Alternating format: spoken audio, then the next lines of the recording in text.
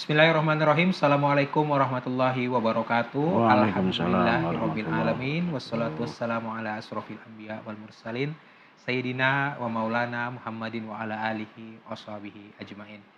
Alhamdulillahirabbil alamin. Puji dan syukur kehadirat Allah Subhanahu wa taala atas perkenannya lah pada siang menuju sore hari ini kita dapat berjumpa kembali di acara Lentera Kolbu. Dan tak lupa salawat serta salam teriring kepada junjungan kekasih kita semua, Nabi Muhammad SAW, beserta sahabat, keluarga, dan para pengikutnya yang setia hingga akhir zaman.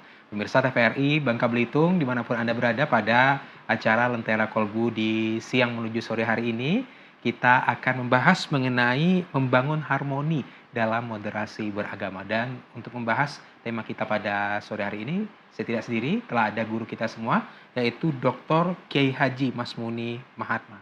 Assalamualaikum, Pak Kiai. Assalamualaikum Sehat? warahmatullahi wabarakatuh. Alhamdulillah, Mas Mulyono sehat. Sehat, Ya. alhamdulillah.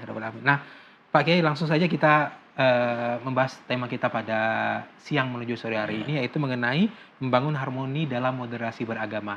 Nah, Pak Kiai, ini kita ketahui sebelum kita ke tema kita nih, Pak Kiai, kita juga kedatangan tamu ini, Pak Kiai ya, yang luar biasa dari rekan-rekan dari saudara-saudara kita umat Katolik nih, Pak Kiai. Mungkin Pak Kiai bisa menanggapi kaitannya dengan tema kita, yaitu moderasi beragama. Seperti apa nih Pak Kiai? Ya, sebetulnya sebelum saya ke sana, terima kasih dulu ini pada TVRI, seluruh jajarannya yang sudah memberikan waktu juga kepada saya ya. Khusus tentu Mas Mulyono yang sudah menjadi moderator. Sebelum ke sini sebelum ke soal kedatangan paus ya, saya kira saya mesti mengomentari sedikit soal acara Lentera Kolbu. Ini menarik ya. Memang kalau dari sisi judulnya Lentera Kolbu ya, memang soal hati ini harus selalu diterangi. Ya. Kalau hatinya diterangi, saya kira ngomong apapun, diskusi apapun itu akan selalu menjadi hikmah, menjadi mau'izah, menjadi hal yang sangat positif. Termasuk saya kira dalam konteks moderasi ya, itu kan kuncinya sebenarnya bukan di diskursus tetapi di hati, penerimaan hati. Moderasi itu sebenarnya penerimaan hati kita. Kalau misalnya kita, mohon maaf ya, menyadari bahwa hati ini adalah kunci segala-galanya, maka di dalam konteks bermoderasi juga hati itu adalah bagian yang tidak terpisahkan. Dia sangat inherent. Kematangan hati itu adalah kematangan di dalam nilai-nilai juga beragama. Nah, terkait dengan kedatangan Paus Fransiskus, ya tentu pertama-tama kita harus mengucapkan selamat dulu kepada beliau sebagai pemimpin tertinggi Katolik dunia yang kemudian bisa menghadirkan dirinya di bumi yang justru memang dari awalnya sangat toleran karena kita menjunjung tinggi Bhinneka Tunggal Ika. Ini saya kira sekali lagi kita ucapan selamat datang kepada pada Paus Fransiskus. Semoga juga beliau ini sehat selalu dan kemudian mendapatkan banyak hal dalam perjalanan secara apostolis ke bangsa kita. Dan kita sebagai umat beragama dan masyarakat di Indonesia itu harus mensyukuri.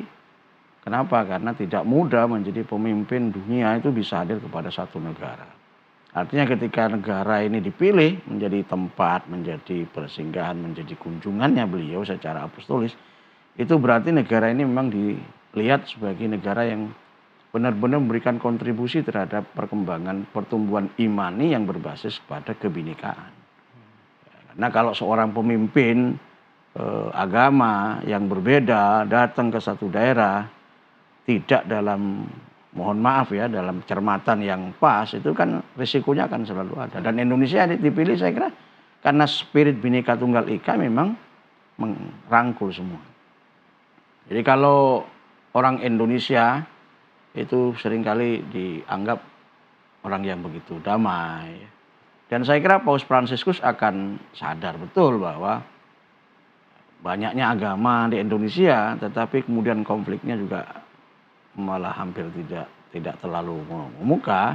Itu sebuah potensi untuk bagaimana kemudian antara iman dan kemanusiaan itu terus bisa didialogkan, lalu kemudian bisa ditransformasikan, bisa dijadikan sikap kolektif oleh bangsa dan negara ini, kan itu menjadi kunci untuk pengutuhan atau keutuhan satu bangsa.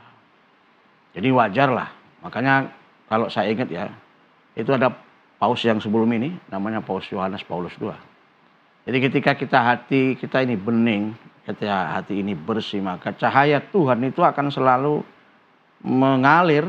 Dan ketika cahaya Tuhan itu mengalir, maka kematangan imani kita, kematangan ketakwaan kita, kematangan sosiologi, religius kita, dan macam-macam itu akan selalu mengalir, tumbuh dengan sendirinya tanpa harus dipaksa-paksa. Dan ketika sudah matang itu biasanya dia persis seperti apa yang dibayangkan atau diungkapkan oleh Gus Dur. Ketika orang itu beragama, imannya matang, ketakwaannya matang, sosio-religiusnya juga matang, maka dia tidak akan selalu mempertanyakan dari mana itu dan siapa itu orang.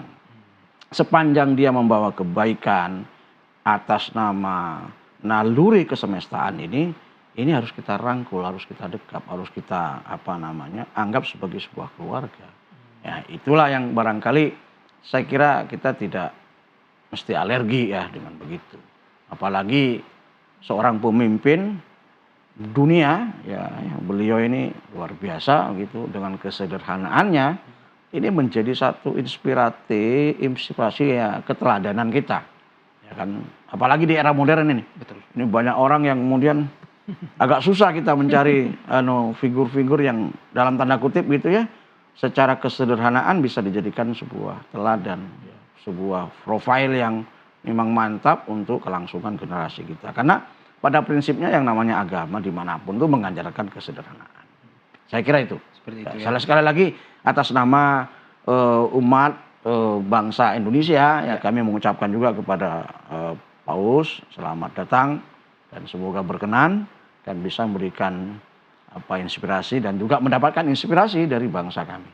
Ya, saya kira itu. Oke, luar biasa. Kita langsung ke tema kita nih Pak Kiai, yaitu tentang membangun harmoni dalam moderasi agama. Nah Pak Kiai, sebenarnya seperti apa sih yang Rasulullah ajarkan seperti itu terkait dengan moderasi beragama? Artinya kita toleransi, kita saling tolong menolong, saling bantu dalam orang yang mungkin berbeda agama dengan kita. Seperti apa Pak Kiai? Ya sebenarnya kan gini ya, moderasi beragama ini bukan hal yang baru. Secara nilai loh ya. Kalau secara istilah ya mungkin baru nih. Wah ini mungkin moderasi beragama ini baru. Enggak, secara nilai enggak baru. Secara nilai itu sudah sangat Quranik. Udah dari dulu itu. Coba kita lihat misalnya karena ini lentera kolbu ya. Jadi saya ingat satu ayat Al-Qur'an aja. A'udzubillahi minasyaitonirrajim. Bismillahirrahmanirrahim. Ya ayuhan nas inna khalaqnakum min dzakarin wa unsa. Jadi kata-kata yang pertama nih khalaqnakum. Allah khalaqna ini kan menciptakan kita ya. Khalaqnakum min dzakarin wa unsa. Jadi Allah menciptakan manusia itu dari laki-laki dan perempuan. Tetapi setelah diciptakan oleh Allah, Allah kemudian melanjutkan wa ja'alnakum syu'uban wa qabaila lita'arafu. Jadi Allah jadikan bersuku-suku, berbangsa-bangsa, ya gitu ya. Wa ja'alnakum syu'uban wa qabaila lita'arafu. Itu menurut saya sebuah penegasan ketika sudah diciptakan oleh Allah dan dijadikan suku-suku. Konteksnya cuma satu. Lita'aruf itu jangan hanya dimaknai untuk mengenal, tidak. Lita'aruf itu sebenarnya untuk saling menyayangi. Ya, belum tentu orang yang kenal itu langsung sayang, tapi kata lita'arufu, makanya kemudian kenapa saya memaknainya begitu? Karena di dalam tradisi-tradisi sufisme ya. Jadi orang yang arif itu orang yang menyayangi siapapun. Maka lita'arufu bagi saya itu konteksnya bukan kenal saja, tapi dia menyayangi. Jadi seluruh bangsa-bangsa, seluruh ras, seluruh ini untuk kemudian bisa saling menyayangi. Nah, jadi wajar kalau kemudian ini lentera hati ini memang ngundang saya soal itu. Saya kira ada pas juga ini. Nah ini ya, cocoknya di situ. Jadi ketika kemudian melihat pada konteks ayat itu, maka moderasi bukan sesuatu yang baru. Secara values, secara nilai, secara spirit, secara tuntutan imani bukan hal yang baru. Ini sudah dari Allah, ini fitrah kita. Moderasi ini fitrah kita. Hanya memang Belakangan ini kan ditafsir-tafsirkan, ditarik-tarik, jadi seakan-akan bahwa moderasi ini ya itu tidak ada di zaman Kanjeng Nabi. Moderasi ini produknya orang-orang apa yang beragama modern yang agak-agak radikal gitu ya. Enggak juga gitu. Kalau kita baca Al-Qur'an itu. Pada sisi yang lain misalnya kita lihat bagaimana Kanjeng Nabi besar Muhammad sallallahu alaihi wasallam mendidik kita.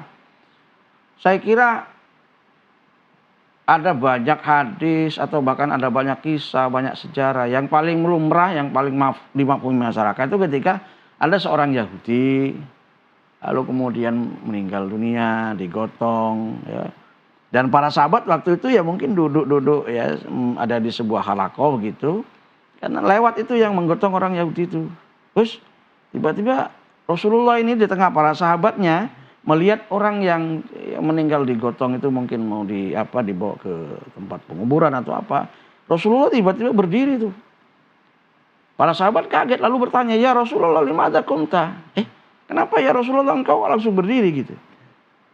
Padahal yang barusan lewat itu yang digotong, yang meninggal itu kan orang Yahudi. Rasul menegaskan, "Na'am, bal huwa Yahudian." Betul dia orang Yahudi, tapi saya berdiri itu menghormati bukan soal Yahudinya, tapi saya menghormati sebagai sesama manusia. Lah ini sangat ya dalam sekali. Jadi menurut saya nggak ada itu moderasi itu sesuatu yang ya keliru, produk dari agama baru, nggak ada. Jadi kalau lihat dari kacamata ini, satu sisi dari kacamata Qur'ani ya yang sudah jelas begitu, dari sisi kacamata sunnahnya Nabi yang kemudian mengajarkan kepada kita, kita menghormati bukan karena golongan mereka Yahudi, Nasrani atau apa, tapi karena sama-sama manusia. Maka benarlah kata Imam Ali karramallahu wajhah. Kadang-kadang kita ini bersaudara kepada sesama orang itu karena saudara sesama iman kan. Jadi kita sama-sama Islam. Tapi ada orang yang kemudian juga bersaudara itu karena sesama manusia. Nah ini sebenarnya adalah ajaran-ajaran moderasi beragama yang dari dulu dikumandangkan, diajarkan oleh para leluhur. Bahkan saya kira kalau kita melihat selain Rasulullah SAW itu ada Sayyidina Ali ya, Imam Ali karramallahu wajhah. Kalau sudah mengajarkan begitu, berarti kan ini bukan sesuatu yang abal-abal gitu loh. Betul. Ini Sayyidina Ali atau Imam Ali karramallahu wajhah ini kalau kita lihat ya dari sisi garis intelektualnya bahkan Kanjeng Nabi mengatakan ya ana madinatul ilmu aliyun babu, karena memang Kanjeng Nabi itu sadar bahwa Imam Ali atau Sayyidina Ali ini memang betul-betul seorang intelektual. Dan beliau itu intelektualitasnya itu tidak hanya, mohon maaf, intelektualitas yang bersifat lagi-lagi duniawiyah gitu ya. Lagi-lagi parsialis, enggak. Ini berangkat dari kekuatan spiritualitasnya. Makanya Imam Ali itu adalah tokoh yang bahkan dianggap oleh para sahabat tidak pernah melihat kemaluannya sendiri. Itu saking karomahnya beliau ini kan. Artinya ketika sudah memberikan sebuah garis tentang moderasi seperti ini, wah ya itu bukan abal-abal deh gitu ya. Jadi tinggal kita aja lah, tinggal hati kita ini mau menerima cahaya itu atau enggak gitu. Nah, mau menerima sesuatu yang sangat penuh hikmah itu atau tidak. Apalagi kalau misalnya, mohon maaf, kita lari pada Wali Songo, kita lari pada kiai-kiai kita, tradisi-tradisi leluhur kita. Waduh itu sangat moderat. Luar biasa ya Pak Kiai. Apalagi di Bangka Belitung itu kalau saya lihat, itu nilai moderasi beragamanya wah tinggi sekali. Banyak hal itu. Malah tradisi-tradisi yang kemudian terutama menjadi unsur dari moderasi beragama itu di Bangka Belitung itu diangkat sedemikian rupa, dikawal sedemikian rupa, ditradisikan sedemikian rupa. Kok bisa? Lihat aja. Kalau ruahan, Maulid Nabi, ya macam-macam ya. Menjelang bulan puasa, bayangkan itu, orang ziarah kubur itu. Wah itu kearifan lokal ya. Nah itu kan salah satu unsur di dalam moderasi beragama yang tidak bisa kita abaikan. Oke, luar biasa Pak Kiai. Kita semakin menarik Pak Kiai. Boleh, Kita, monggo. tapi kita jeda iklan sebentar Boleh, ya Kiai. boleh, monggo. Dan pemirsa tetaplah bersama kami, usai jeda kami akan segera kembali.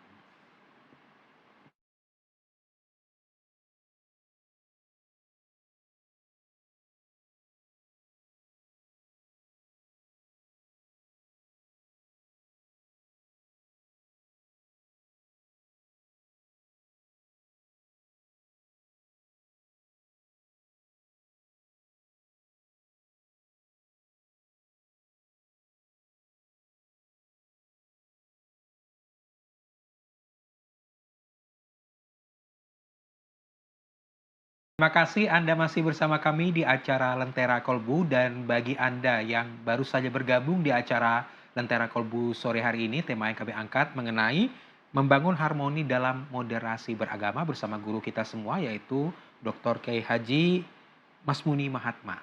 Dan langsung saja kita ke Boleh, perbincangan boleh. kita nih Pak Monggo, Kiai. Pak monggo, Kiai, tadi monggo. Pak Kiai ada juga menyinggung sedikit soal tokoh-tokoh yang ada di Indonesia dan Ya, dan ya, mungkin ada di Bangka Belitung ya. mengenai moderasi beragama. Mungkin bisa menjadi inspirasi kita juga nih Pak Kiai. Seperti apa sih sebenarnya moderasi beragama yang telah dibangun oleh mungkin founding father kita atau pendahulu-pendahulu kita nih Pak Ya, Kiai? kalau kalau soal tokoh-tokoh di Indonesia kan banyak ya. Mhm, Ya kalau kita nyebut Gus Dur udah biasa. mhm, Lalu nyebut misalnya yang seangkatan nama Gus Dur itu ada Nurholis Majid udah biasa gitu ya. Saya kira kalau kita lari ke Babel aja. Di Babel itu salah satu nama yang tidak bisa dihilangkan karena menjadi nama perguruan tinggi mhm, yaitu STAIN, IAIN sekarang mhm, ini, Syekh Abdurrahman Siddiq. Itu kalau kita bahas dari ajaran-ajarannya, yaitu moderat, mhm, ya, moderat itu. Karena moderasi yang kemudian dipakai oleh orang-orang lama lah ya, itu kan sebenarnya moderasi yang karena bersumber dari hati nurani. Jadi tidak ada tokoh-tokoh atau ulama itu yang mengabaikan ini. Sekali lagi ketika kemudian hati itu memang dipergunakan semaksimal mungkin, itu moderasi itu akan selalu ikut tanpa direkayasa. Maka wajar kalau Al-Ghazali mengatakan bahwa cermin ya, hati ini berat cermin. Jadi kalau hatinya orang udah bening, udah jernih, bening, maka dia akan melihat seluruh yang kemudian cahayanya Tuhan itu menjadi bagian dari cahaya dirinya. Dan ketika sudah cahaya Tuhan menjadi bagian dari ini akan beragama itu siapapun itu tidak dibeda-bedakan. Secara imani betul-betul itu memang ada batasannya. Tetapi konsekuensi logis dari basyariah yang berbasis pada konteks iman itu akan selalu menyertai. Maka dia akan selalu baik dengan siapapun. Jadi harmoni di dalam konteks yang berbasis moderasi beragama itu sebenarnya harmoni berbasis pada kematangan nurani, kematangan hati yang ditunjukkan oleh perilaku, imannya tetap kepada Allah Subhanahu wa taala, tetapi konsekuensi kita beriman karena kita adalah memelihara dan menjaga kesemestaan itu yang akan terus mengalir. mhm, Kenapa begitu? Lah ya karena kita ini kan sudah jelas. Kita ini bukan semata-mata hambanya Allah. Kita ini dijadikan oleh Allah sebagai khalifah. Ini ja'ilun fil ardi khalifah. Nah khalifah itu bukan sekedar hamba. Tapi dia adalah atau mereka adalah teladan-teladan yang mewarisi, yang membawa ya, hikmah-hikmahnya Allah Subhanahu wa taala, cahaya-cahayanya Allah Subhanahu wa taala menerangi seluruh alam semesta. Jadi bukan hanya orang yang kemudian satu suku, enggak, tidak seluruh semesta. Makanya ayat yang tadi saya kutip dari awal itu sebenarnya sangat sorry ya, sangat jelas. Itu yang pertama. Saya kira Syekh Abdurrahman Siddiq itu luar biasa. Bahkan karena Bangka Belitung itu juga bagian dari Melayu ya. Kita lihat misalnya, mohon maaf, Raja Ali Haji. Yang memang itu sudah sangat luar biasa, fenomenal ya. Tokoh beliau ini adalah seorang sufi yang sastrawi ya. Jadi yang ahli puisi, ya, ahli pokoknya di konteks sastra. Itu kalau kita baca sajak-sajaknya, wah itu mengajarkan moderasi yang hebat itu. Moderasi yang hebat. Kenapa? Bahkan beliau mengatakan kalau engkau mau ingin melihat orang-orang yang kemudian mohon maaf ya berjasa atau orang yang baik dalam konteks kenegaraan, kita lihat dia berjasa apa enggak nih terhadap bangsanya. Kalau sama bangsanya saja dia berjasa, apalagi kepada bagian dari bangsa-bangsanya, artinya manusia. Nah gitu. Nah, ini penting sekali menurut saya nilai-nilai semacam ini. Nggak bisa dinafikan. Ada juga yang misalnya kita lihat tokoh Bangka Belitung namanya almarhum Al-Maghfurullah. Ini senior kita, panutan kita, mantan gubernur kita. Namanya kalau saya menyebutnya Bang Eko Maulana Ali Suroso. Kalau kita membaca Gurindam 12-nya beliau, waduh. Itu juga di samping bicara soal iman, beliau ini menekankan memberikan satu pondasi tentang nilai-nilai kemanusiaan yang berbasis iman tadi. Wah, ini luar biasa. Saya sempat lama berinteraksi dengan beliau lalu membaca dan bahkan sampai hari ini kalau saya agak-agak senggang gitu saya membaca puisi-puisi beliau di dalam Gurindam. Bayangkan aja, beliau bicara soal sabar dan syukur. Jadi orang ini kalau sudah moderat, pemikiran keagamannya bagus, maka dia akan rajin bersyukur dengan baik. Kalau sudah rajin bersyukur, nanti sabarnya juga ikut. Kalau sudah sabarnya ikut, ini dua-duanya bisa menjadi kunci. Maka orang yang seperti ini imannya betul-betul dia akan melejitkan kualitas nilai kemanusiaannya. Dia tidak akan cepat, mohon maaf ya, dalam tanda kutip. Ya. Di luar bahasa sabar itu cepat emosian lah gitu ya. Sumbu pendek gitu. Ya, gitu-gitu enggak. Jadi ini kan mengajarkan begitu. Makanya kan la in syakartum la azidannakum wa in kafartum inna azabi lasyadid. Ini dipraktekkan. Jadi di dalam saja atau dalam puisi Gurindam 12-nya Bang Eko itu beliau mengatakan sabar dan syukur ini dua sayap. Dalam konteks moderasi, kita harus bisa sabar menerima orang yang berbeda dengan kita. Dia orang Katolik, dia orang Hindu, dia orang Buddha, dia orang apa lagi, Konghucu, dia orang ini. Tapi kita harus sadari bahwa iya ya, ini kan bagian dari sama-sama sebagai bangsa, sebagai manusia. Kan gitu. Itu melibatkan satu kualitas nilai di dalam konteks keimanan yang tidak bisa dilepaskan. Maka moderasi dalam konteks yang semacam ini tentu yang harus kita lestarikan. Bahkan Bang Eko ini satu saat saya berdiskusi menjelang waktu itu bulan puasa, saya masih ingat di rumah dinas gubernur. Beliau mengatakan, kenapa sih Bangka Belitung kok disebut serumpun sebalai? Saya tanya sama beliau, Bang, kenapa itu filosofinya kok begitu? Lah itu filosofi moderasi. Kenapa serumpun sebalai? Bahkan kalau di selatan itu katanya sepintu sedulang. Jadi artinya ketika orang sudah masuk ke sini, itu sama dengan satu tubuh.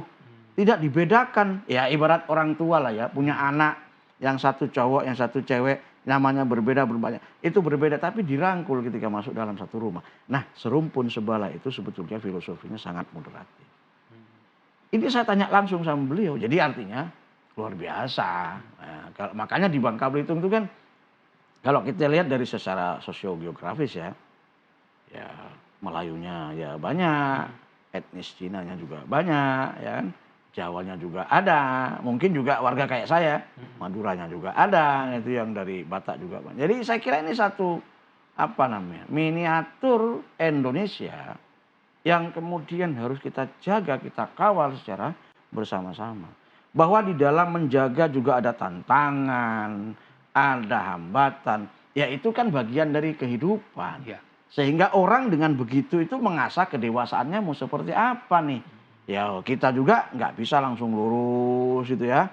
Jadi kadang-kadang dikasih belokan. Dari belokan kadang-kadang disuruh belok lagi. Ya begitu, yang penting kan semuanya dijalani dengan tadi. Kolbunya ini yang sangat lenterannya itu loh ya, yang sangat terang. Gitu. Nah, kalau itu sudah mapan, insya Allah moderasi itu akan menjadi hal yang sangat memproduksi nilai-nilai agama, nilai-nilai iman itu dalam rangka keutuhan menjaga kemanusiaan tanpa pandang lagi agama.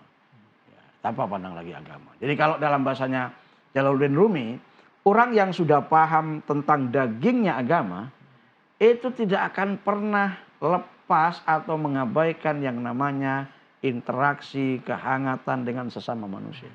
Kecuali kata Rumi, kalau orang itu hanya mau melihat tulang belulangnya agama. Jadi kalau orang sudah melihat dagingnya agama, maka dia sama seperti melihat hatinya alam semesta. Dan kalau sudah lihat hati alam semesta, maka dia tidak akan pernah membawa nilai kecuali kebaikan dan kebajikan tanpa memandang ini golongannya siapa, ini anaknya siapa. Nah ini makanya kalau Rumi kan jelas mengatakan, jadi kuncinya ya daging agama ini harus kita, ya memang agak susah ya. Orang ini kan kadang-kadang kalau bicara daging agama ini sangat substansial. Jadi tidak semua orang bisa tembus memang ya, karena itu sesuatu yang sangat substansi. Tetapi kan tidak bisa kemudian kita diem. Kita harus bisa mencari celah, menembusnya ya, dengan pelan-pelan sehingga pada saatnya kalau sudah gini ternyata agama ini. Jadi indah itu. Ya indah ketika sudah bertemu. Clear saya kira itu ya, banyak hal-hal. Saya kira di toko-toko lama juga luar biasa banyak. Artinya kalau saya bisa menyimpulkan, semakin orang bersih hatinya, semakin dalam agamanya, artinya semakin toleran seperti itu Pak Kiai ya? Harusnya begitu. Logikanya. Tetapi Harusnya kenapa begitu. biasanya masih ada orang yang ibadahnya mantep, tapi dengan yang lain tidak mantep Ya nih? karena kan Tapi gini. sebelum dijawab kita iklan Oke, sebentar ya Pak oke, Kiai. oke, siap, Dan siap, pemirsa siap, tetaplah siap, bersama siap. kami, usai jeda kita akan segera kembali. Ya, ya.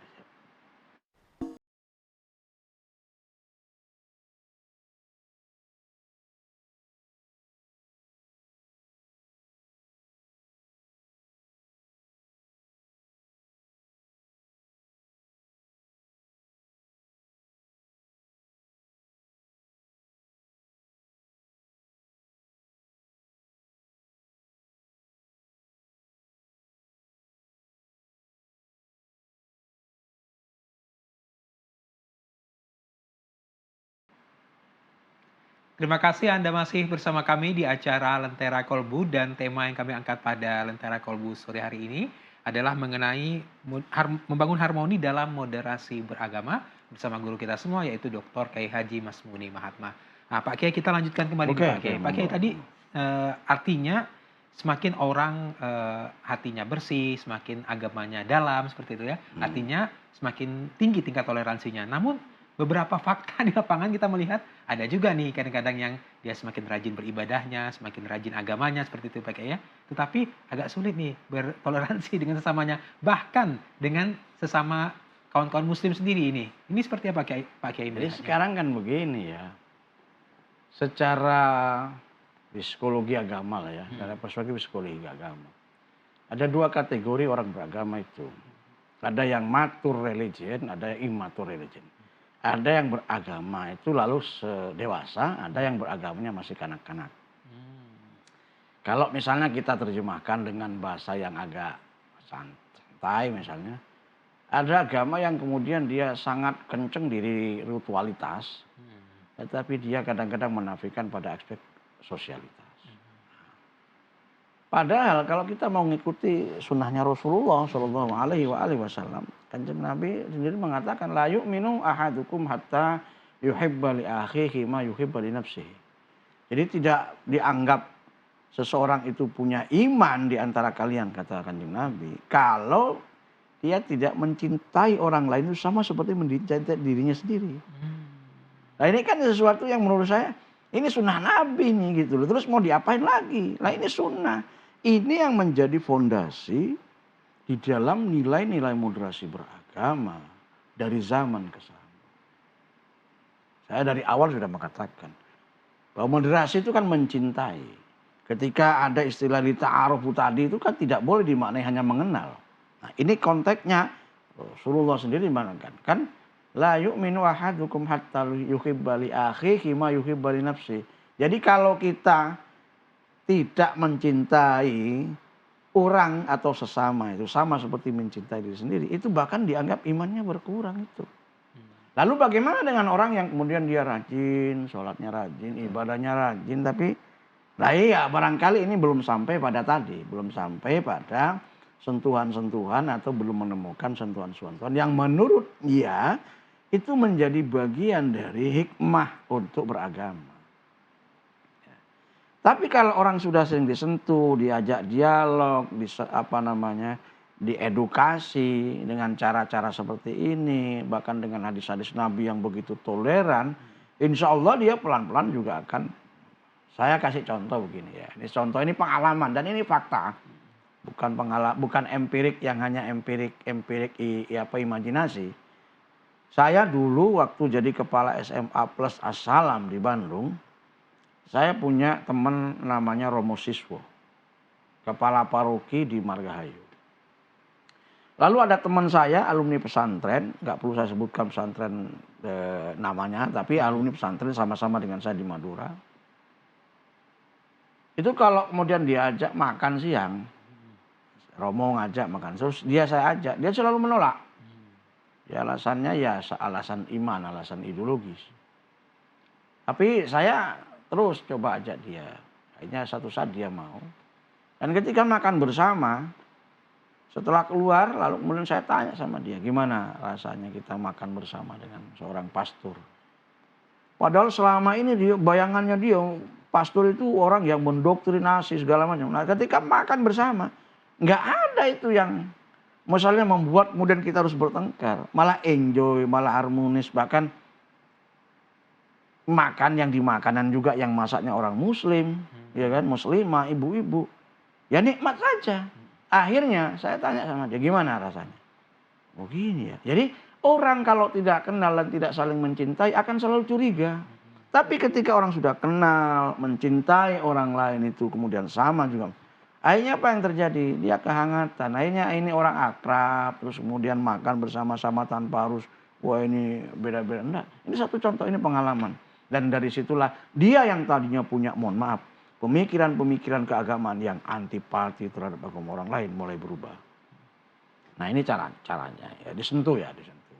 Tapi memang kita tidak bisa berharap bahwa sentuhan kita itu langsung membuat orang mudarat semua, enggak juga. Iya. Lalu di dalam Al-Quran juga kata Allah, kalau saya berkehendak, saya akan jadikan kamu ummatan wahidah. Kan gitu tuh. Tapi kan faktanya nggak dibiarkan. Kenapa? Allah nguji kita nih. Jadi kita udah dikasih akal, kita kasih pikiran, dikasih hati nurani. Diuji nih Allah nih. Yuk kamu berjalan nih, khalifah kamu di muka bumi nih. Sejauh mana kamu bisa? Kan gitu. Ini saya kira perlu disampaikan juga kepada masyarakat. Tidak bisa kita justifikasi. Oh si A begini, ya begini. Kita harus terus jalani, kita harus sentuh. Itulah memang takdir kita. Itulah semangat dakwah itu yang sebenarnya agar memberikan sebuah edukasi, transformasi. Tidak pernah berhenti. Kapan, dimanapun, terus begitu.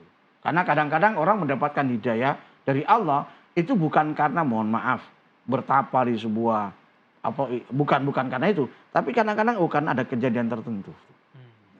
Ini saya kira menurut saya ya sesuatu yang sangat empirically yang tidak bisa kita hindarkan juga. Ada banyak orang, ketemu dengan tiba-tiba kok gitu ya, santun sekali juga. Misalnya kita lihat Paus Fransiskus hari ini. Pemimpin dunia masih, mohon maaf, pakai mobil sederhana.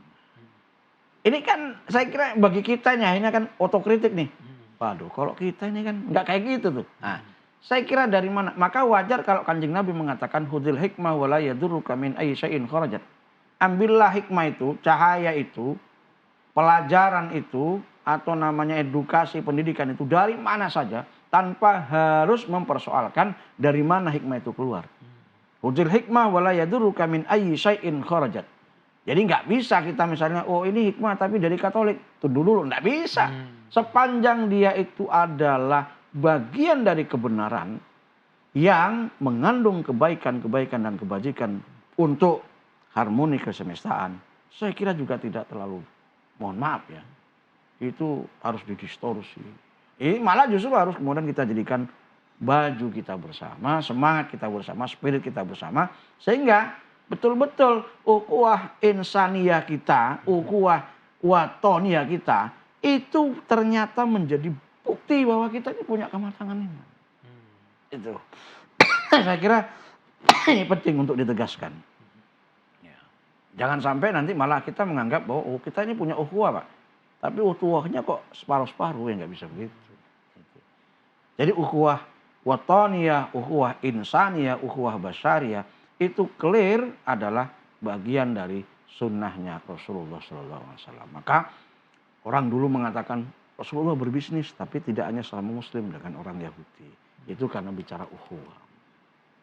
Nah, ini kan pada akhirnya orang yang sudah ketemu dengan kerangka-kerangka semacam itu, saya kira pelan-pelan dia juga akan mulai terbuka.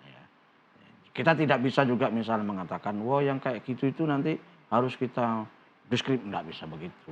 Justru inilah tugas kita untuk terus memberikan sentuhan, mencerahkan, kalau dalam bahasanya orang-orang Syi'i itu disebut sebagai rausan fikr. Bagaimana kemudian pikiran mereka ini harus dicerahkan dengan baik. Nah, mencerahkan pemikiran orang sehingga kemudian imannya matang, hatinya bisa bening dan terbuka untuk mencintai antara sesama tanpa membedakan agama, suku, ras, dan itu tidak semudah membolak-balikkan tangan. Butuh proses, butuh kerja-kerja keras, butuh ketulusan.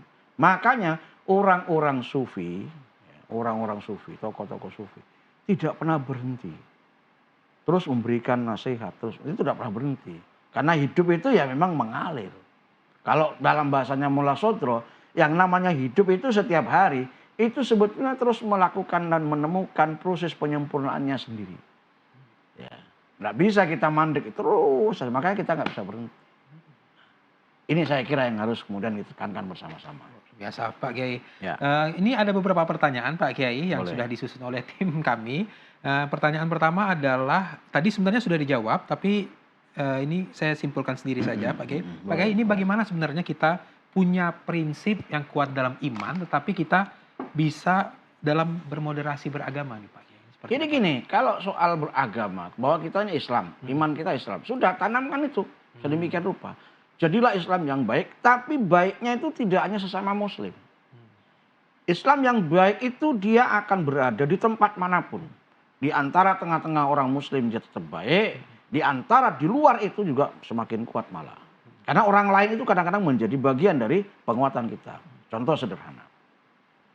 Saya ini ketika S3, disertasi saya religiusitas calon imam Katolik. Jadi memang sengaja saya mau terbitkan. Biar orang juga memahami bahwa untuk menjadi imam di Katolik itu tidak gampang. Jadi tidak bisa langsung ujung-ujung jadi pastor. Ya. Oke, kita tidak akan cerita soal itu. Tapi ketika saya melakukan penelitian, saya masuk ke tempat mereka misa, saya masuk ke tempat mereka belajar. Tetap iman saya tetap Islam. Tapi dari situ saya mengambil banyak hikmah. Ternyata begini ya. Akhirnya apa? Saya menjadi semakin kuat keimanan keislaman saya itu. Kita harus belajar dari mereka itu. Kenapa? Ya kita juga punya falsafah. Di atas langit masih ada langit. Ya toh? Di atas orang kaya masih ada yang kaya lagi. Sama. Di atas orang yang beriman juga ada orang yang beriman. Meskipun dianggap imannya berbeda dengan kita. Tapi ada aspek-aspek yang ternyata dari mereka itu bisa kita tarik menjadi bagian dari spiritualitas kita. Ya. Bahkan ketika saya sholat subuh. Mereka itu setelah saya sholat subuh, saya masih zikiran. Ternyata ada jadwal mereka itu misa pagi. Jadi mereka betul-betul, kalau di kita ya berzikir, bertaubat, sama saja itu sebenarnya. Dalam rangka apa? Begitu itu. Ya dalam rangka penguatan iman. Dan yang saya temukan di seminari tinggi Fermentum itu mohon maaf ketika saya meneliti di situ. Anak-anak yang mau jadi imam itu ternyata para frater itu dilatih untuk bertanggung jawab terhadap dirinya sendiri. Jadi kalau kamu orang beriman maka kamu mestinya bertanggung jawab. Apa? Contohnya, mereka nyuci piring sendiri. Mereka ngepel sendiri. Mereka tahu di mana barang yang ditempatkan tidak boleh mengganggu orang lain. Gitu. Ini kan bagian dari menurut saya ya. Jadi cermin yang begitu terbuka ini menurut saya, ini harus kita maknai sebagai bagian dari medium muhasabah. Jadi secara keimanan kita itu ternyata dituntut untuk terus melihat sampai sejauh mana nih kematangan iman kita nih kalau lihat orang lain gitu. Nah itu dengan berguru kepada orang lain, itu yang tadi saya bilang, khudhil hikmah wa la yaduruka min ayyi syai'in. Jadi Rasul ngajarin kita, ya ambil juga hikmahnya itu kalau ada. Itulah. Oke, baik, luar biasa Pak Kiai. Pak Kiai, kita masih akan lanjut di satu segmen lagi. Boleh. Dan pemirsa tetaplah bersama kami, sejenak kami akan segera kembali. Oke.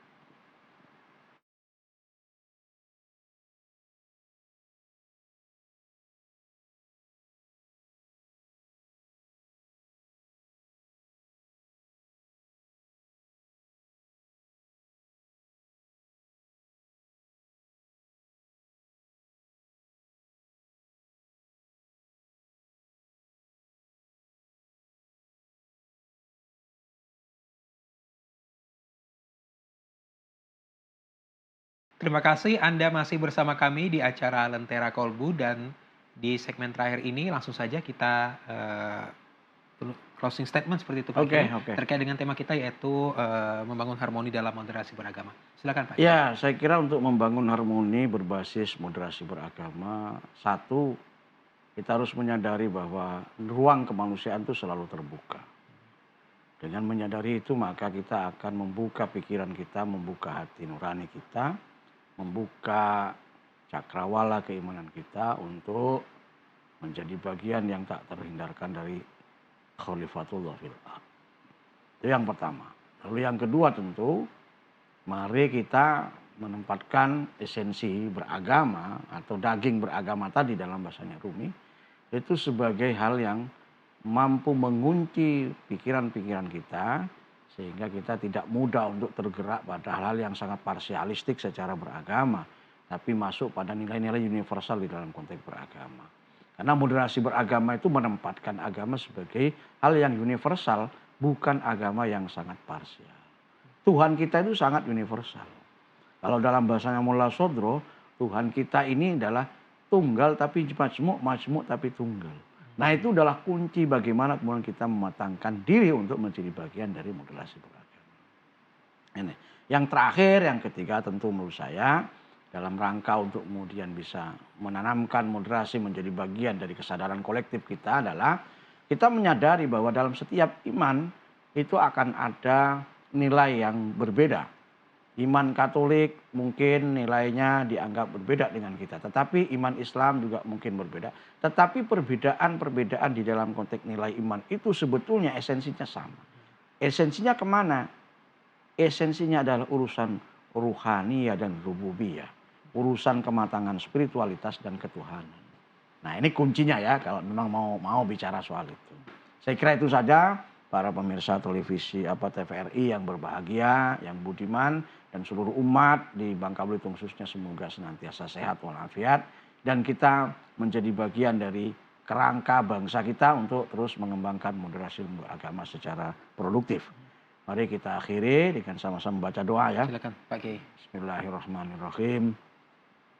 Alhamdulillahirabbil alamin. Hamdan yuwafi ni'amahu wa yukafi mazidah. Ya Rabbana lakal hamdu kama yanbaghi li jalali wajhikal karim wa 'azimi sultanik. Allahumma inna nas'aluka bihaqqi Muhammadin wa ali Muhammad wa an tusalli ala Muhammadin wa ali Muhammad. Allahumma adkhil ala ahli al-quburi surur. Allahumma aghni kulla fakir. Allahumma ashbi' kulla ja'i. Allahumma aksu kulla 'uryan. Allahumma qdi daina kulli madin. Allahumma farrij an kulli makrub. Allahumma sudda faqrana bi ghinak. Allahumma ghayyir su'a halina bi husni halika ya rabbal alamin. Allahumma asfahu bi syafaika wa dawahu bi dawaika wa afahu min balaika syifaan adilan bi Qur'anil azim wa bi karamati nabiyil karim sallallahu alaihi wasallam Muhammad wa ala alihi washabihi ajma'in. Allahumma hjurna fi musibatina wa akhlifna khairan minha. Allahumma aftah lana abwabal ilmi wa abwabal ridha wa abwabal maghfirah wa abwabal barakah wa abwabal ni'mah wa abwabal quwwah wa abwabal quwwah wa abwabal quwwah wa abwabal quwwah. Rabbana zalamna anfusana wa illam taghfir lana wa tarhamna lanakunanna minal khasirin. Rabbana atina fid dunya hasanah wa fil akhirati hasanah wa qina adzabannar. Walhamdulillahirabbil alamin. Alhamdulillah. Alhamdulillah kita berharap memang Pak Kiai dengan moderasi beragama ini masyarakat Bangka Belitung dapat tetap harmoni dan bisa melanjutkan pembangunan yang telah ada. Sekali lagi terima kasih Sama-sama. Pak Kiai Haji Mas Muni Mahatma yang telah memberikan Sama-sama. hikmahnya kepada kita semua pada Sama-sama. acara Lentera Sama-sama. Kolbu sore hari ini. Dan pemirsa demikian Lentera Kolbu pada episode kali ini. Saya Mulyo Widodo beserta seluruh kerabat kerja yang bertugas pamit undur diri. Terima kasih. Wassalamualaikum warahmatullahi wabarakatuh dan sampai jumpa.